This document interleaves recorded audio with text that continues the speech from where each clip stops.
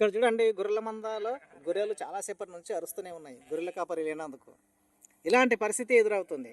ఇప్పుడే కానీ కాపరి తన గొర్రెల మందను విడిచిపెట్టకూడదు.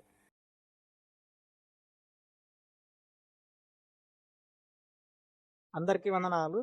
అంజి విజన్కు స్వాగతం. మీరు చూస్తున్నది గొర్రెల మంద గురించి. ఈ గొర్రెల మంద దగ్గర కాపరి లేడు. కాపరి లేకుంటే గొర్రెలు చెదిరిపోతాయి. ఏదో పని మీద ఇంటికి వెళ్ళినట్లున్నారు కాబట్టి గొర్రెలు అరుస్తున్నాయి. కాపరి వస్తాడా లేదా అనే భయాందోళన గొర్రెలకు కలుగుతున్నట్లు తెలుస్తుంది. ఒకటే అరుస్తున్నాయి కాపరి లేనందుకు. ఈ విషయం నేను ఎందుకు చెప్తున్నాను అంటే, ఇటువంటి సమయం లోపల క్రూరమైన తోడేళ్ళు మందలోకి జొరబడతాయి. ఆ క్రూరమైన తోడేళ్ళు మందలోకి జొరబడి ఒక్కొక్క గొర్రెను తినేస్తుంటాయి. ఆ గొర్రెను తినేసే సంగతి కూడా గొర్రెల కాపరికి తెలియదు, గొర్రెలకు కూడా తెలియదు. చివరకు ఒక్కొక్కటి గొర్రె తగ్గుతుంటే అప్పుడు తెలుస్తుంది. అటువంటి స్వభావము గల మనుషులు కూడా సమాజంలో ఉంటారు. మంచి మనుషుల దగ్గర ఈ క్రూరమైన తొడేళ్ల వంటి స్వభావము గల మనుషులు మనుషుల మధ్యలోకి జొరబడి, మానవత్వం ఉన్నటువంటి మనసుల్లోకి జొరబడి మనసులను కలుషితం చేస్తూ, కలహాలు చేస్తూ, విద్వేషాన్ని ప్రేరేపిస్తూ, అసూయను ప్రేరేపిస్తూ సమాజాన్ని చెడగొలుతుంటారు. అందుకే జాగ్రత్త మిత్రులారా. తోడేళ్ల స్వభావము గల మనుషులను మనము ముందే గుర్తించుకోవాలి. అందుకే కాపరి బాగుండాలి. అందుకే కాపరి మంచిగా ఉండాలి. కాపరి సరిగా లేకుంటే గొర్రెల మంద చెదిరిపోతుంది. గొర్రెలు అరుస్తాయి, గొర్రెలు భయపడుతుంటాయి, భయాందోళనకు గురి అవుతుంటాయి. అటువంటి గొర్రెలకు రక్షణ ఇచ్చేది ఒక్క కాపరి మాత్రమే. నేను ఎందుకు ఈ విషయం చెప్తున్నా అంటే, ఆత్మీయంగా బలపడాలి అనే విషయంతో మీకు చెప్తున్నాను. మనిషి ఆత్మీయంగా బలపడాలి. ఎప్పుడైతే ఆత్మీయంగా బలంగా లేకుండా ఉంటాడో మనిషి లోపల దుర్త స్వభావము అంటే చెడు స్వభావం వస్తుంది. మానవత్వం అనేది లేకుంటుంది. ప్రేమ, కరుణ, దయ, క్షమాపణ ఇవన్నీ మనిషికి ఉండాలి.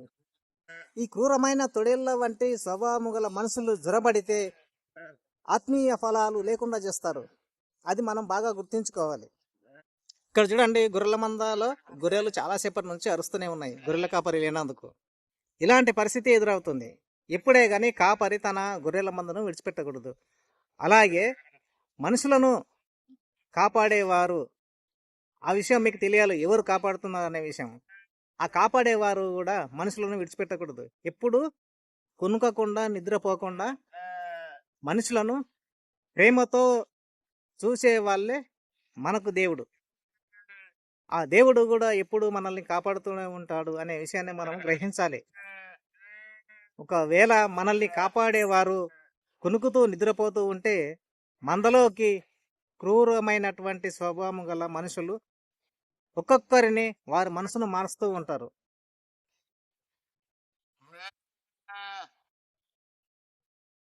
అందువల్ల మనుషులు చెదిరిపోతుంటారు. ఆ విధంగా చెదిరిపోకూడదు అనే ఉద్దేశంతో ఆత్మీయంగా బలపడాలి అనే దాని గురించి వీడియో చేస్తున్నాను. మీరు ఆత్మీయంగా బలపడాలి అనుకుంటే నా వీడియో చూడండి, ఆత్మీయ బలాన్ని పొందండి. అది ఇక్కడ తెరుచు పెట్టు.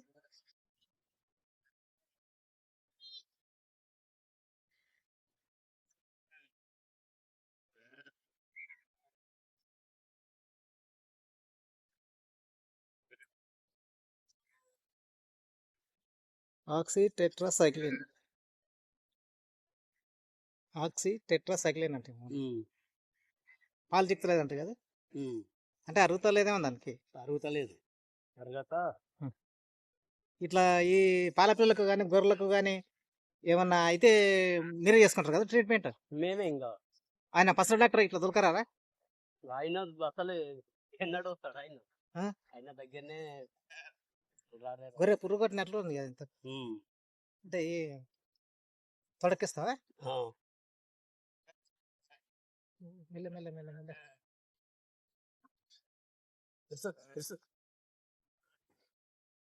ఇప్పుడే కానీ చర్మాన్ని బాగా లాగి ఇయ్యాలి.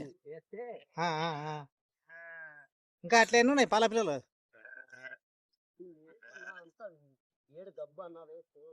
అట్లానా? వర్షాలు బాగా పడ్డాయి కదా ఇంతకు.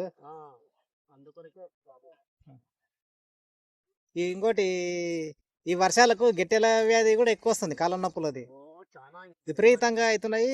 మూతి పుండ్లు తగ్గుతలేవు. తగ్గలేవు కదా.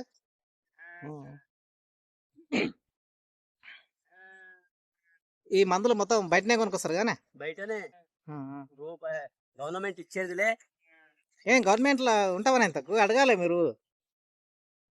వాళ్ళు మనం అడగాలన్నట్లు పసరా డాక్టర్ దగ్గరకు పోతాం కదా, ఏడుకోమంటే బయట గొర్రెల కాడికి పిలిచిండ్రు అక్కడ ఇక్కడ అని చెప్తారు అన్నట్లు. గవర్నమెంట్ సప్లై ఉంటది. ఉంటది కానీ వాళ్ళు యాది రారు, టైంకు ఇస్తలేరు. ఆహా, టైంకి ఇస్తలేరు కాబట్టి మనం తొందరగా కావాలని మనమే తీసుకుంటాం బయట. అట్లా. ఇప్పుడు ఈ పాల పిల్లలకు అన్నిట్లకి ఇస్తారా? ఇప్పుడు ఏంలే అవి ఆడ దొడ్లే వేయడానికి. అరే ఆహాహా, ఈ మందలో ఉంటే ఇబ్బంది అవుతుందా? రావు, గొర్రె మట్టి రానికి రాదు. ఆహాహా.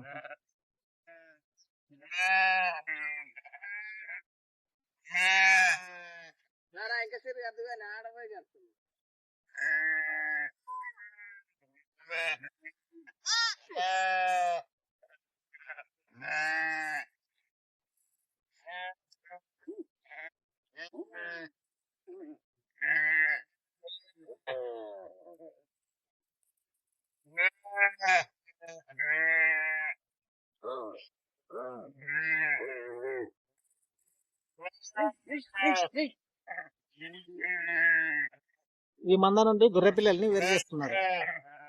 ఎందుకంటే ఎందుకంటే ఈ గొర్రెల ఎంబడి ఈ పాల పిల్లలు పోలేవు కదా, అందుకే వీటిని సపరేట్ గా చూసి తీసుకుపోతున్నారు. ఇగో తల్లులు అరుస్తున్నాయి, పిల్లలు పోతుంటే తల్లులు అరుస్తున్నాయి.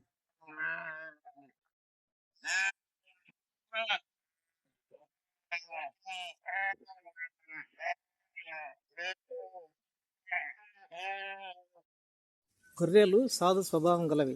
కసాయి వాణి ముందు కూడా తల దించుకుని ఉండేవి.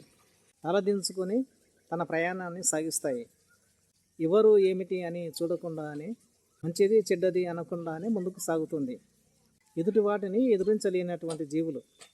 ఎవరు ఏమన్నా వినిపించుకోకుండా తన జీవిత ప్రయాణాన్ని సాగించేవి గొర్రెలు.